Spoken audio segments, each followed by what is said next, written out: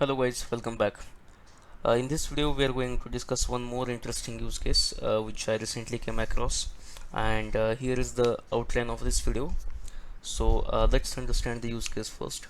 So use case is like you have one file which gets updated with certain events at some interval, and you want to display these updated events with respect to time onto the dashboard.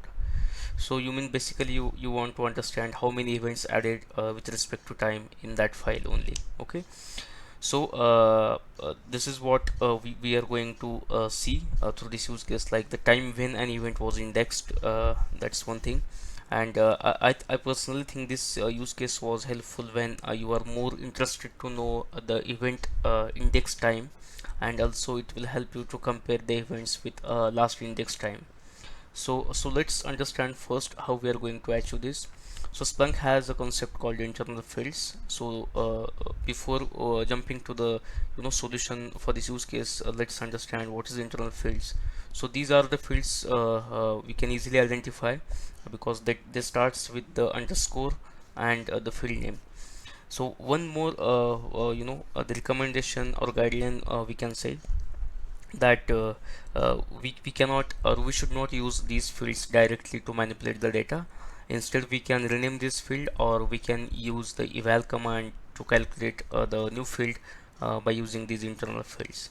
So that's one thing. And we can achieve our use case by using one internal variable called index time.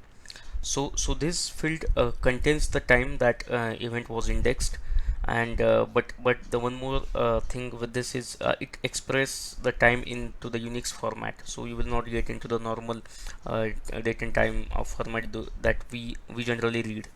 And this is a hidden field. It means it will not be displayed in your search. To display it, you either have to rename it, or you have to calculate one more field by using this field. So let's see all these things and how we can achieve the result of our use case using the demo. Yeah, so here I'm in my Splunk application, and just few minutes back I have added one file called COVID cases by country, so which has the COVID data country wise, like total cases and active cases per country, for example. So if you see this file contains only 5 events. Okay, for our use case to implement, I'll add two more events in this file so that we can see how we can implement our use case. So as I said, basically we want to see the index time of the event. So this is my original source file which I have added into the Splunk. So I'll add two more events into this file. So now there are total information of 7 countries in this file. So I'll save this file, and let's search again in the same file. So we should see 7 events indexed. Yes, we can see the 7 events are indexed. So as per our requirement, let's make use of index time field. So I have just formed the query. This will help to save the time. So if you see, let me explain a bit about it. If the first statement, as I said, it's a calculated field because here I have not manipulated the original field index time underscore index time, which is the internal field. So it is a best practice to always create a new field or rename the internal field.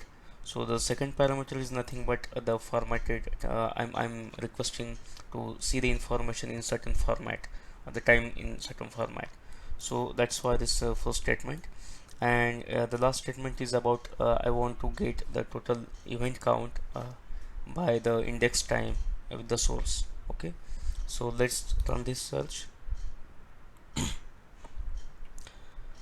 Yes, so in the statistic you can see that we had 5 events at 444, and we have two more events at 449. Okay, so this way it helps you to get the updated events, and we can see that which new events added into your existing data. So it is very easy to make a visualization for this data. So if you see that uh, for the time, you can see the how many events are added particular point of a time. So if you found this video useful, please do like, comment, share and subscribe to my channel, and thanks for watching.